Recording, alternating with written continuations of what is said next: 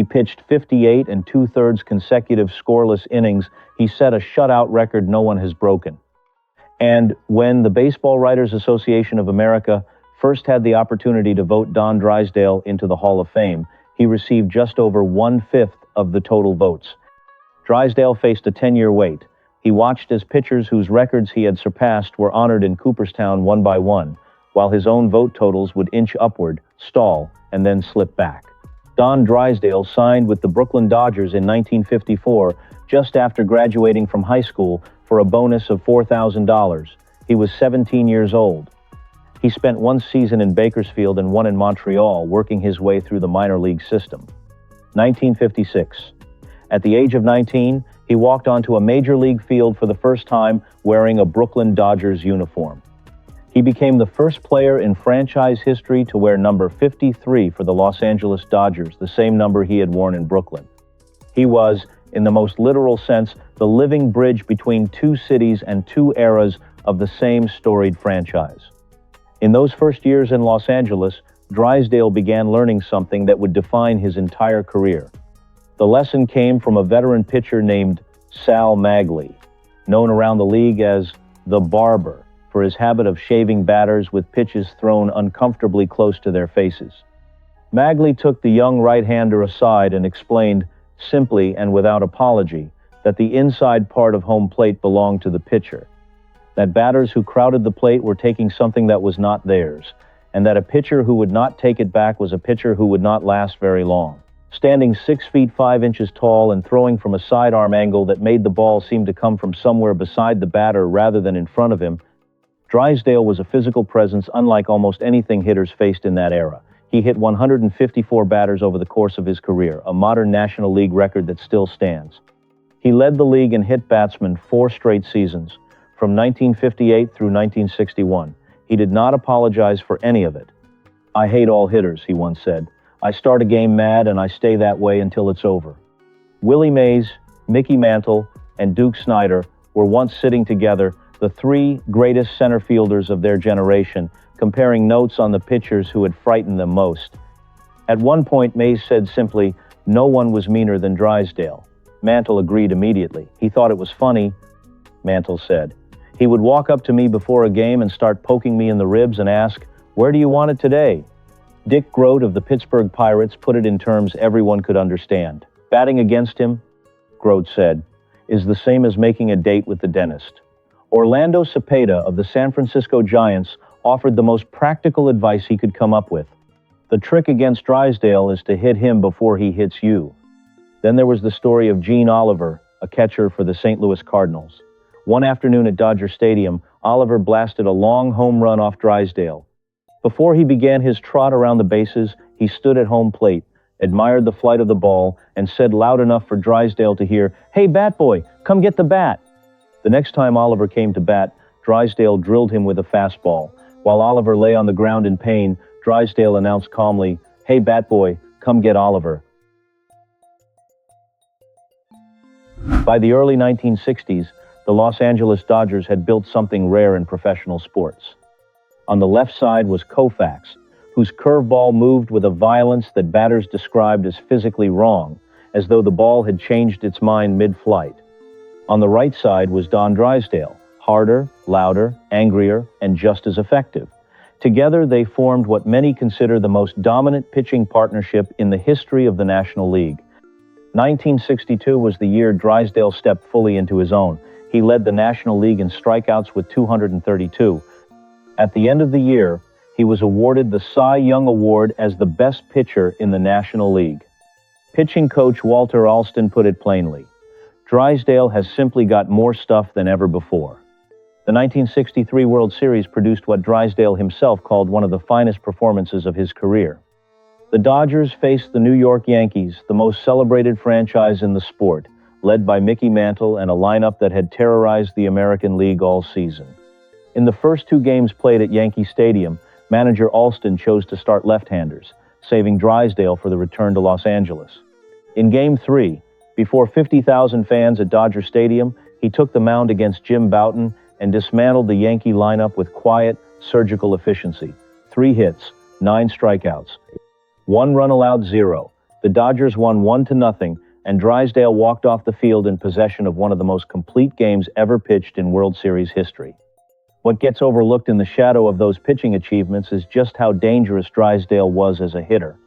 He finished his career with 29 home runs, second only to Warren Spahn among National League pitchers in history. He tied the single-season record for pitchers with 7 home runs in both 1958 and 1965. In the 1965 World Series, he was the only Dodger batting at .300. The man was a complete baseball player disguised as a pitcher. The winter of 1965 was cold in Los Angeles, and the two best pitchers in baseball were furious. It had started, as many arguments do, over dinner. Koufax was recounting his most recent salary negotiation with Dodgers general manager Buzzy Bavasi. Despite winning the Cy Young Award unanimously, despite leading the Dodgers to a World Series championship, despite striking out 382 batters in a single season, Koufax had been unable to get Bavasi to move beyond $95,000. He described, with barely contained anger, the tactic Bavasi had used against him. The general manager had pointed to Drysdale's lower salary as evidence that Koufax was asking for too much. Drysdale's expression changed immediately, because Bavasi had used the exact same tactic on him, pointing to Koufax's numbers to argue that Drysdale was overvaluing himself. Two players, one general manager, playing each one against the other in separate rooms. On February 28, 1966, Koufax and Drysdale became the first players in Major League history to engage in a joint salary holdout. Together, they demanded a 3-year contract totaling $1 million to be split evenly between them. The figure would have made them the highest-paid players in baseball, ahead of Willie Mays, ahead of everyone. They hired the same agent. They refused to report to spring training. They refused to be separated. The reaction was immediate and hostile. Fans were angry. Executives were outraged. Bavasi told the press that he refused to negotiate with agents on principle, warning that giving in would cause awful pain to general managers for years to come. He was right about that, though not in the way he intended. Koufax and Drysdale hedged their position by signing contracts to appear in a film called Warning Shot, starring David Janssen, in case the holdout stretched into the regular season. They were fully prepared to spend the summer in Hollywood if necessary. The holdout lasted 32 days. When it ended, neither man had gotten the full $1 million. But Koufax signed for $120,000, and Drysdale for $105,000, making them the first and second highest-paid pitchers in the game. They had moved the line. What almost no one knew at the time was that Koufax had already decided, privately, that 1966 would be his final season. His left elbow was deteriorating. He had told a journalist as much in September of 1965. He negotiated for $1 million, knowing he would retire within months of signing. After Koufax retired following the 1966 season, the Dodgers fell apart. They finished 8th in 1967. They entered 1968 playing poorly, and Drysdale himself was struggling, sitting at 1 win and 3 losses in early May. Without the man who had stood beside him for a decade, the entire weight of the franchise rotation had shifted onto his shoulders. He was 31 years old, in his 13th season, and the question being asked quietly around the league was whether his best days were behind him. The answer began on May 14, 1968. He shut out the Chicago Cubs. 4 days later, he shut out the Houston Astros. On May 22nd, he went to St. Louis and beat Bob Gibson 2-0, then Houston again, then San Francisco, then Pittsburgh. 6 starts, 6 complete games, not a single run allowed. No pitcher in the history of professional baseball had ever thrown 6 consecutive complete game shutouts. The previous record, 5, set by Doc White of the Chicago White Sox in 1904, had stood for 64 years. Drysdale was not finished. The streak's most dramatic moment came on May 31st, the 5th game, at Dodger Stadium against the San Francisco Giants, before a crowd of 46,000. Drysdale had held the Giants scoreless through 8 innings with a 3-0 lead, but the 9th inning became something else entirely. Willie McCovey walked, Jim Ray Hart singled, Dave Marshall walked, bases loaded, nobody out. Giants catcher Dick Dietz stepped to the plate. The count went to 2 balls and 2 strikes. Drysdale threw a slider that sailed inside and struck Dietz on the arm. The crowd groaned. The streak, everyone assumed, was finished, a run would score, and 55 innings of scoreless baseball would be all there was. But home plate umpire Harry Wendelstedt walked in front of the plate and waved his arms. He ruled that Dietz had made no effort to avoid the pitch, invoking a rule so rarely enforced that Dodgers manager Tommy Lasorda, watching from the stands, later said, "I had never seen that call in the big leagues. Never." Dietz argued. The Giants argued. The stadium was in chaos. When play finally resumed, Drysdale retired Dietz on a fly ball, then got the next two batters to end the inning. The streak lived. On June 8th, before 50,000 fans at Dodger Stadium, Drysdale broke Walter Johnson's 55-year-old record of 56 consecutive scoreless innings with a strikeout in the fifth inning. He stood on the mound afterward with his back to home plate, taking in the roar of the crowd, and said later simply, "Thank God, it is over." The streak finally ended at 58 2/3 innings, ended, fittingly, by a sacrifice fly from a pinch hitter named Howie Bedell, a man who accumulated exactly 3 runs batted in during his entire major league career. Don Drysdale reported to spring training in 1969 with a shoulder that had been quietly deteriorating for months. The diagnosis that came back was the one every pitcher fears most, a torn rotator cuff. He tried. He made 12 starts. He went 5-4 with an earned run average of 4.45. For a man who had spent 13 years holding opponents to under 3 runs per game for his career, they felt like a verdict. His final major league appearance came on August 5, 1969, at Dodger Stadium against the Pittsburgh Pirates. He allowed 2 earned runs in 6 innings and received no decision in a loss. Drysdale wrote about the moment later with a clarity that is almost painful to read. "I was only 33, he said, and I surely thought I would be able to pitch for a couple more years. But there is an old saying about pitchers having so many pitches in their arm, and when you use that up, it is over. The hitters were the first to let me know. They always are." He was the last Brooklyn Dodger. When he walked away, the final thread connecting the franchise to its original home was gone. The Hall of Fame did not come quickly.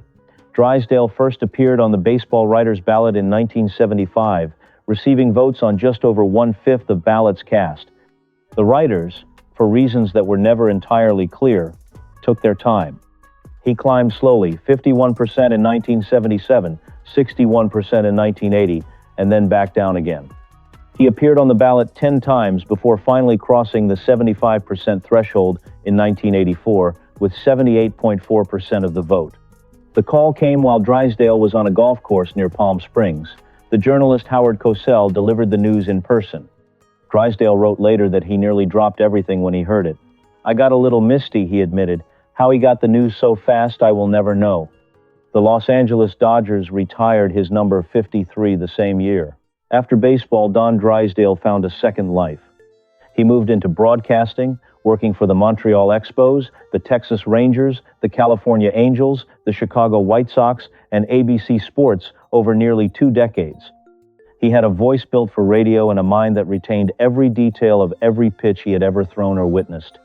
It was through ABC's program Superstars, a competition bringing together elite athletes from different sports, that he met Ann Myers. Ann Myers was one of the most groundbreaking figures in American women's sports. The first woman to receive a full athletic scholarship from UCLA, a silver medalist at the 1976 Olympics. In 1979, she became the first woman ever to sign a contract with a National Basketball Association team when she inked a deal with the Indiana Pacers. They married in 1986. They had 3 children. In 1988, Drysdale returned to the Dodgers broadcast booth the same year Orel Hershiser began chasing his consecutive scoreless innings record. Drysdale sat at the microphone and called every inning as Hershiser drew closer. When Hershiser finally broke the record, Drysdale was the first man to meet him in the dugout, put a hand on his shoulder, and offer congratulations. On the evening of July 2nd, 1993, Drysdale finished a broadcast of a Dodgers game in Montreal. He rode the Metro back to his hotel. His colleague Dave Van Horn waved goodbye on the platform. It was the last time Van Horn would see him alive. The following morning, when Drysdale did not appear for work, staff broke open his hotel room door. They found him on the floor, gone for hours. A drawer was open nearby. He had likely struck it when he fell. Beside him was a cassette tape recording of Robert F. Kennedy's final speech. Don Drysdale set a record for consecutive scoreless innings that stood for 20 years, and a record for consecutive shutouts that has never been matched. And he changed the economics of professional baseball alongside the man who stood beside him for a decade. His number 53 hangs from the rafters at Dodger Stadium. Don Drysdale was fierce on the mound because he believed in something, that what is yours is worth defending, that you do not surrender it without a fight, and that if someone takes from the people you care about, you answer for it. He carried that belief from the mound into a hotel conference room in 1966, and the effects reached every professional player who came after him. He was complicated. He was funny. He was, by the accounts of nearly everyone who knew him, genuinely kind when no one was keeping score.